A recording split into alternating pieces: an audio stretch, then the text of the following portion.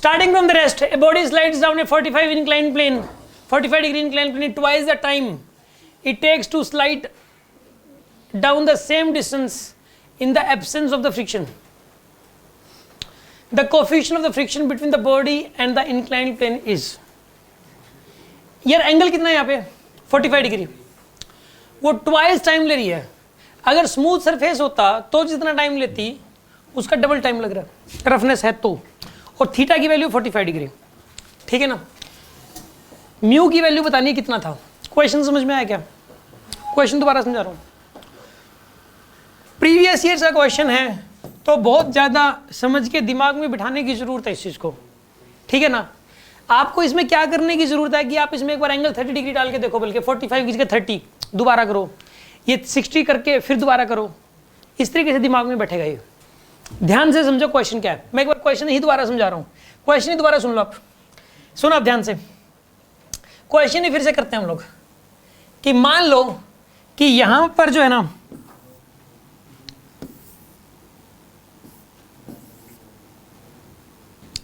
ये angle theta है,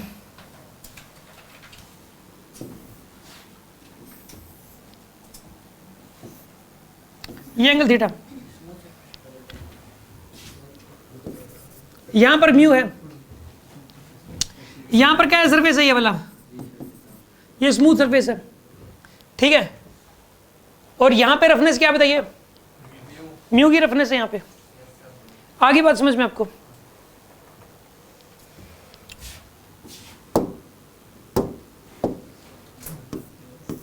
ये एम मास का ब्लॉक, ये एम मास का ब्लॉक, ये लेंथ और ये लेंथ सेम है, ठीक है.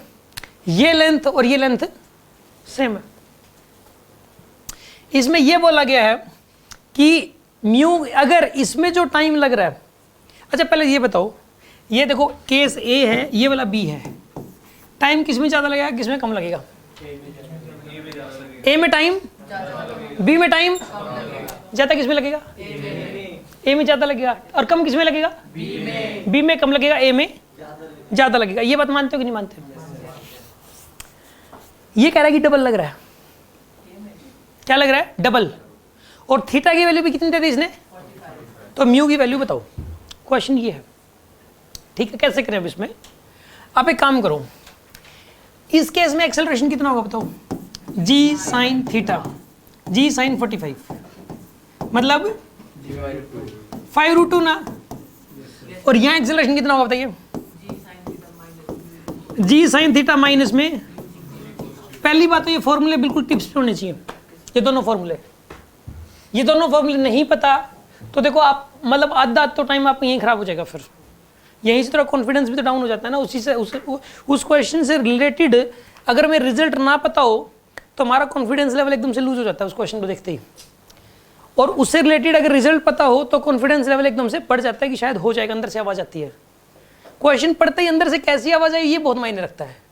पढ़ते ही अगर ये आवाज़, इसलिए मैं पता है मैं ध्यान से ही पढ़ता हूँ. क्यों मैं ध्यान से क्यों पढ़ता हूँ क्वेश्चन? मतलब मैं ऐसा नहीं होता कि जल्दी जल्दी पढ़ दिया, क्योंकि अगर मैंने जल्दी जल्दी पढ़ दिया ना तो अंदर से इस बात के चांसेस ज़्यादा हो जाएंगे ऐसी आवाज़ आने के कि यार नहीं होगा, इस चीज़ की आवाज़ ज़्यादा आएगी. फिर तो उस चीज़ से मेरे को पता होगा तो भी नहीं हो पाएगा. तो मैं क्या करूँगा, ध्यान से पढ़ूंगा ताकि मेरे अंदर से तो आवाज़ आए ना, सीधी सी बात है. और आए तो क्या आवाज़ आए, हो जाएगा, सीधी सी बात है. ये अंदर से ये जो आवाज़ आना कि नहीं होगा, ये सबसे बड़ी प्रॉब्लम है. और ये तभी आती है तो आना, आता ही ना हो क्वेश्चन तो आएगी. और एक स्टेटमेंट समझ में नहीं हो तो आती है. तो इसलिए स्टेटमेंट को बड़ा ध्यान से समझने की जरूरत है फिजिक्स के. अब इसके अंदर सुना आप, तो इसको सॉल्व करो आप. कितना बनेगा ये? 5 माइनस में 5√2 बनेगा क्या ये? 5√2 माइनस में है जी 5√2 म्यू, ये बनेगा आपके पास. अब सुनो, ये वाला एक्सेलरेशन कितना है? 5√2.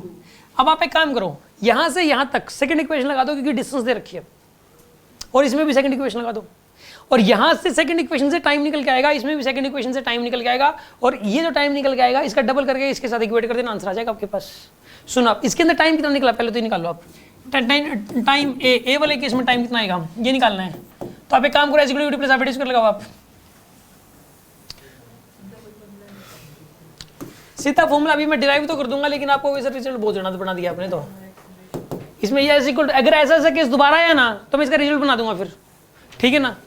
S equal to u t plus u की वैल्यू कितनी यहाँ पे 0, एक्सेलरेशन कितना है इसका 5√2 इंटू 1 माइनस का म्यू हाफ ए, और टाइम की वैल्यू कितनी हो जाएगी यहाँ पे, एक काम करो इसका टाइम टी मान लो, तो कितना मानोगे 2t, और पूछा क्या क्या था इसमें, चलो इसका टाइम t मान लो, इसे कितना मानोगे फिर 2t, चलो 2t कर दो इसका, कितना आंसर आएगा इसका 5/√2 इंटू में 1 माइनस म्यू इंटू 4t², कितना आंसर आएगा इसका बताइए, कैंसिल करो 2√2 नहीं बनेगा ये वाला, 5 ये आ जाएगा 10√2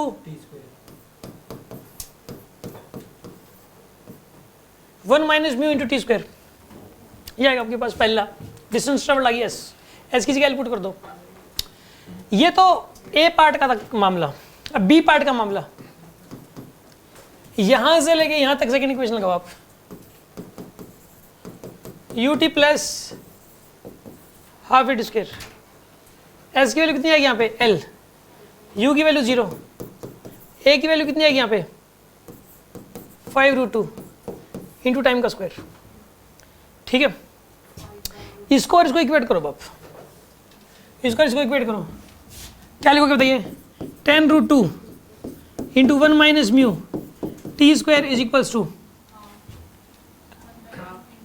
5/√2 आएगा यार ये t², ऐसा करो t² से t² गया, ठीक है, सही कर रहा हूं ना, अरे बोल भी नहीं रहे, शाबाश 5/20 यानी कि 1/4, अब बताओ 1 माइनस म्यू की वैल्यू कितनी आएगी यहाँ पे, म्यू की वैल्यू कितनी आएगी 3/4, म्यू की वैल्यू 3/4, 3/4 कितना होता है 0.75,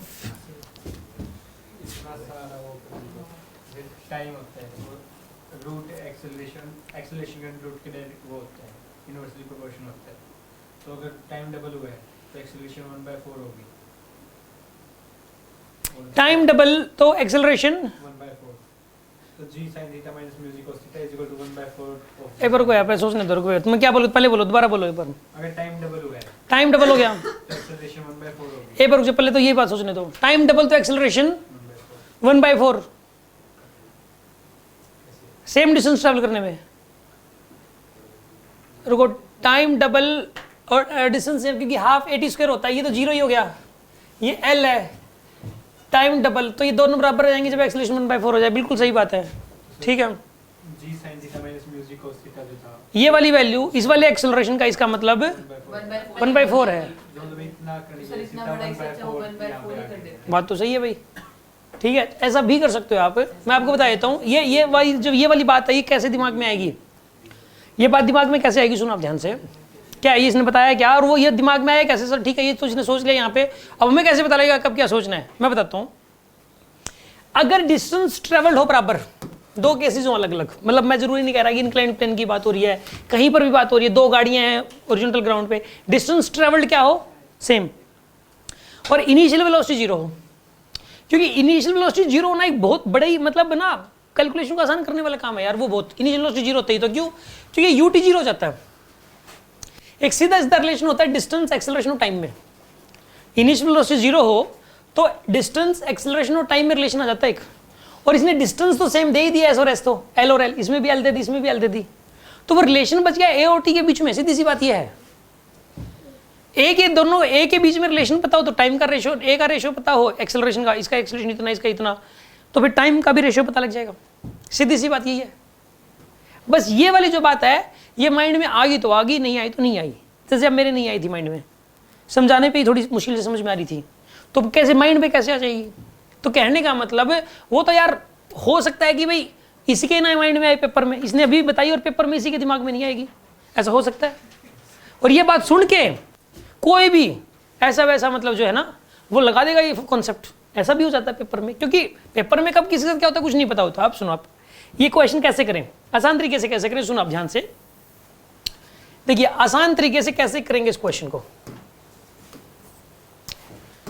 सुनो आप ध्यान से देखो, एस इक्वल टू क्या होता है पहली बात तो u t plus half a t square, u zero ही है तो क्या आएगा यहाँ पर ये हाफ ए टी स्क्वायर। देखो सुनो आप, ये एस सेम है दोनों केसेस में, एस क्या है दोनों केसेस में सेम। अगर ए का टाइम डबल है, ए का टाइम क्या है, तो जिसका टाइम डबल है उसका एक्सेलरेशन वह ए बाई 4 होना चाहिए, तभी तो ये डिस्टेंस ट्रेवल सेम आ पाएगी। ये सोचना पड़ेगा आपको। एक बात बताओ, एस की जगह क्या, एस तो ऐसे ही रहना चाहिए। मैं टाइम को 2t पुट कर रहा हूं, टाइम को क्या पुट कर रहा हूं 2t का स्क्वायर, तो ए को मैं क्या पुट करूं एक ही जगह कि डिस्प्लेसमेंट वही बन जाए।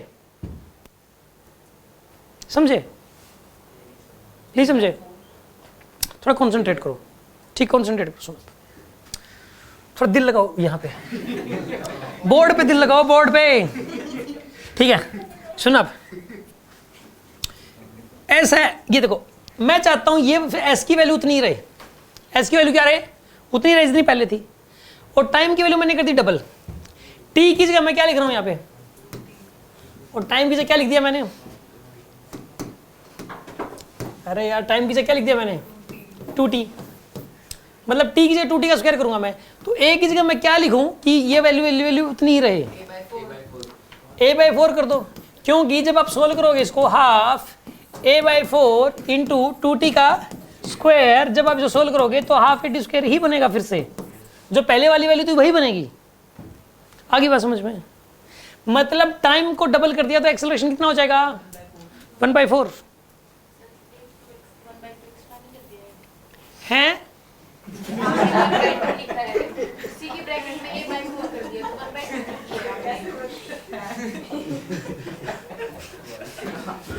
आप कैसे समझ नहीं आएगा, मैं दूसरे तरीके से समझाता हूँ, सुनो आप।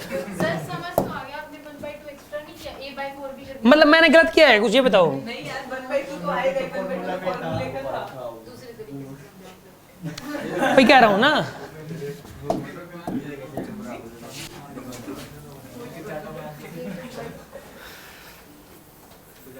दूसरे तरीके से समझाता हूँ, तरीके बहुत है अपने पास।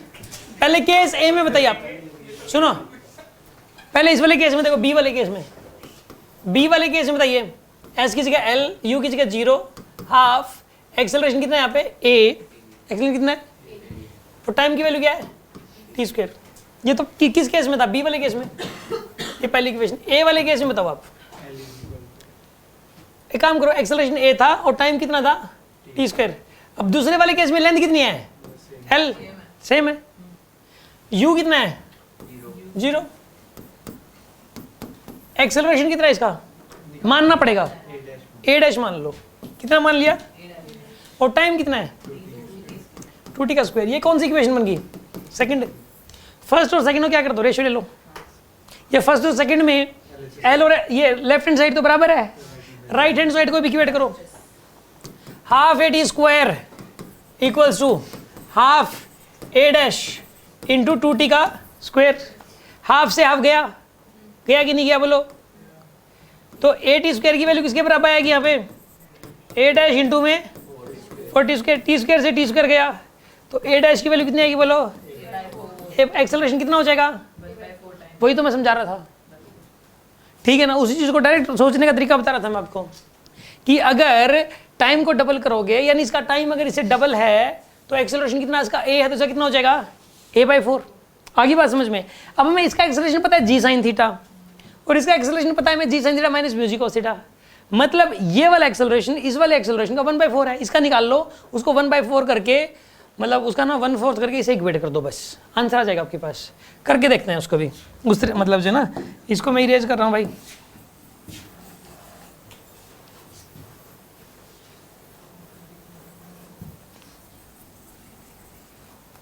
सुन लो,